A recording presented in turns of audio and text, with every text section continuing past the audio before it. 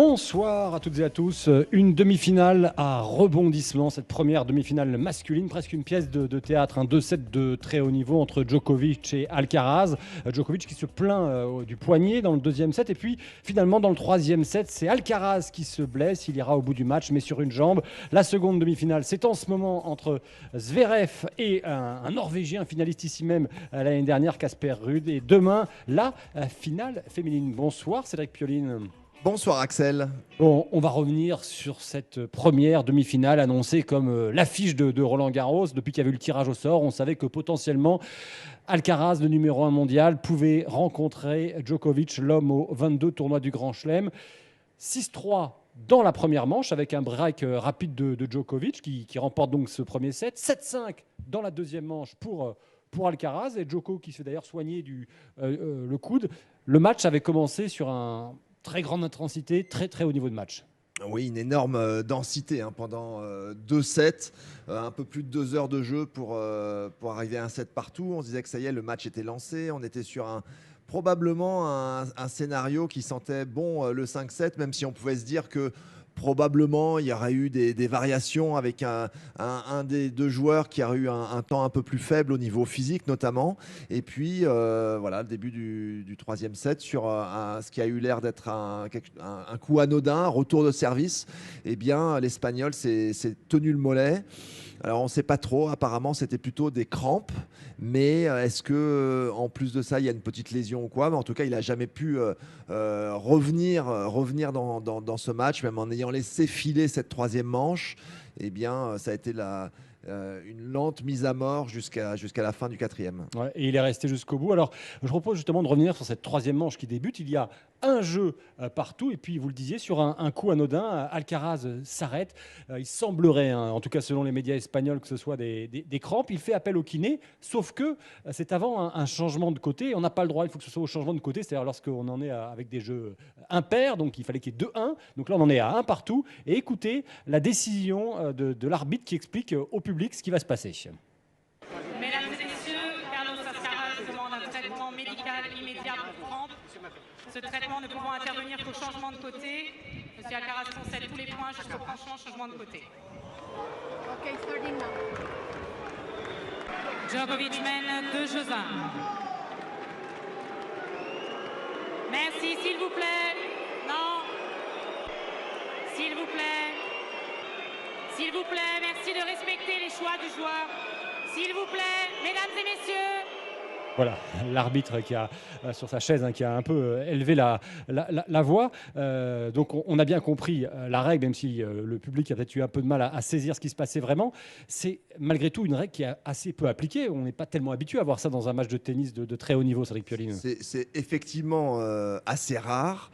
Maintenant, je me permets de vous corriger parce qu'en fait, c'était la décision du joueur, c'était la décision d'Alcaraz. Et il y a eu juste quand il s'est fait cela et que l'arbitre est descendu de la chaise, Djokovic est venu, et c'est à ce moment-là, en fait, qu'en discutant, l'arbitre a dû lui demander est-ce que tu veux faire traitement médical directement le traitement médical, mais bon, pour cela, il faut que ça soit un changement de côté. Donc, tu as cette possibilité de donner en fait tous les points à ton adversaire, et c'est le choix qu'il a fait. Et c'est vrai que c'est tellement inhabituel que même quand l'arbitre a expliqué cela au public, ça a fortement réagi. Évidemment que les gens étaient dans le match aussi, avaient envie de voir cette belle opposition continuer.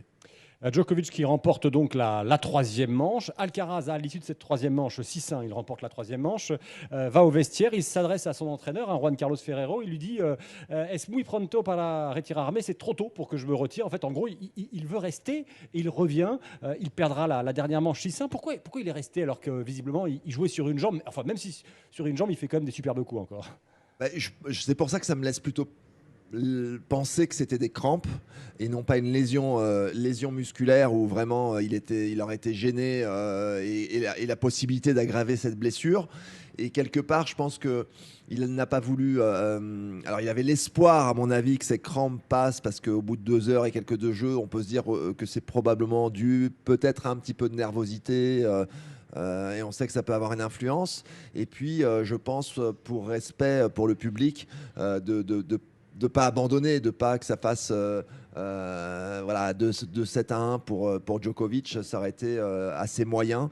Mais bon, c'est tout à son honneur. Maintenant, il n'a pas pu revenir dans le match en tout cas. Novak Djokovic sur le court, alors là il s'est exprimé d'abord en anglais après cette victoire 6-3, 5-7, 6-1, 6-1. Eh bien je propose d'écouter cette réaction. Tout de suite, il va le rendre hommage à Carlos Alcaraz. Tout d'abord, je veux parler de Carlos. À ce niveau-là, la dernière chose que vous souhaitez, ce sont des crampes ou des problèmes physiques en Grand Chelem. Je pense à lui et je lui souhaite de revenir très, très vite. Voilà, le public l'a applaudi, même si le public est assez versatile. Il a par exemple sifflé Djokovic quand il a remporté le match. J'étais en train de regarder les statistiques affolantes de Djokovic. Premier joueur de l'histoire à avoir réussi à se qualifier au moins 7 fois en finale de chaque tournoi du Grand Chelem. Ouais, ça donne le tournis tout ça, hein, Cédric Pioline. C'est incroyable ce qu'il est en train de faire et que probablement ça paraît de plus en plus devant nos yeux le fait que Djokovic va être celui qui aura le plus grand nombre de records, un petit peu leur nombre de victoires, puisque maintenant il est à donc un match de gagner son 23e et de passer devant un Nadal qui, nous le savons, ne jouera pas de l'année. Et puis tout le reste, voilà, cette finale au moins dans chaque Grand Chelem. 45 demi-finales, enfin bon, on aura le temps d'ailleurs le jour où il arrêtera de faire vraiment les comptes. Et ça va être impressionnant, ça ne tiendra pas à mon avis sur une page. On va tout de suite aller voir Colin Abgral sur le court central. On va connaître l'adversaire en finale dimanche. Ce sera soit Zverev l'Allemand, soit Ruud le Norvégien. Le match a commencé depuis une grosse demi-heure, hein, je crois, Colin. Oui, bientôt 45 minutes même, et c'est le Norvégien Casper Ruud qui tient le bon bout pour le moment, car il est en train de servir pour le gain de la première manche. Il mène 5-3, service pour Casper Ruud pour le moment. 30A, ça a été une rencontre assez décousue au début. Il y a eu un premier break à 1-0 pour Casper Ruud qui menait donc 2 jeux à 0. Il s'est ensuite fait débreaker 2-1 et finalement 3 balles de débreak sur le service de l'Allemand, sauvé d'abord par Zverev, ensuite une quatrième remportée par Ruud. Puis voilà, Zverev a été continuellement en difficulté sur son service. Casper Ruud a pu se détacher. Un Alexander Zverev tendu qui fait beaucoup de fautes. Il y a pour le moment toujours 30-1. Je guette s'il y a une balle de 7 qui arrive, mais on rappelle que le Norvégien donc cherche sa 3e finale en Grand Chelem, finaliste sortant ici à Roland Garros. Et pour Alexander Zverev, eh bien lui il cherche sa 2e finale en Grand Chelem après l'US Open 2020 qu'il avait perdu face à Thiem. C'est la première fois qu'ils se rencontrent en Grand Chelem, les deux hommes. C'est la première fois qu'ils se rencontrent sur terre battue également. Est-ce que Ruud est libéré maintenant après avoir battu enfin en Grand Chelem un membre du top 10? Pour le moment, en tout cas, c'est bien parti, même si là, il fait face à une balle de débreak. Le Norvégien Casper Ruud face à Alexander Zverev, toujours 5-3 dans la première manche. Merci Colin Abgral. Cédric Pioline, il nous reste 1 minute avant de passer à la suite des programmes. Demain, il y a la finale féminine entre Iga Świątek, la tenante du titre, la polonaise numéro 1 mondiale, et puis Karolina Murova, la tchèque, 43e. Une petite surprise. Est-ce que ça risque d'être compliqué quand même? Je vous pose maintenant la question pour Murova. Très compliqué, hyper favorite évidemment la polonaise qui en plus est tenante du titre, qui même si elle a eu une demi-finale peut-être un petit peu plus compliquée avec une excellente brésilienne en face d'elle, mais je pense vraiment que elle va prendre ce match comme il se doit. Et Murova évidemment, c'est la découverte.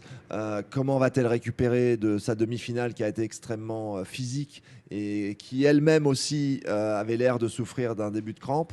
Donc tout ça parle énormément en faveur d'Iga Świątek.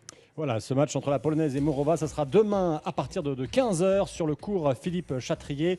Cédric Pioline, on se retrouvera à la même heure, aux alentours de 19h45 demain pour un nouveau service gagnant. Merci, et puis vous restez à l'antenne parce que dans quelques instants, c'est l'ami Lionel Rosso qui arrive pour Europe 1 Sport. Lionel Rosso. L'élite du tennis mondial est sur Europe 1. Europe 1, radio officielle de Roland Garros.